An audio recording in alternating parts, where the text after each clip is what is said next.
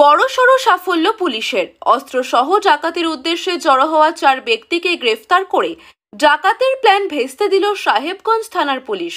জানা যাচ্ছে, গ্রেফতার করা সেই ডাকাতদের এদিন দিনহাটা মহকুমা আদালতে পাঠালো সাহেবগঞ্জ থানার পুলিশ। শুক্রবার দুপুর 12:30 নাগাদ সাহেবগঞ্জ থানার তরফে এই খবর জানানো হয়।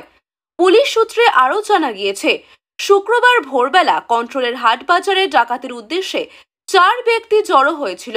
গোপন সূত্রে সেই খবরের ভিত্তিতে সাহেবগঞ্জ থানার পুলিশ বিশেষ অভিযান চালিয়ে ডাকাতির ছক বানচাল করে 4 ব্যক্তিকে গ্রেফতার করে। তাদের কাছ থেকে উদ্ধার হয় একটি ইম্প্রোভাইজড ওয়ান শাটার বন্দুক, দুটি 7.65 mm কার্তুজ, একটি লোহার রড, একটি লোহার তলোয়ার।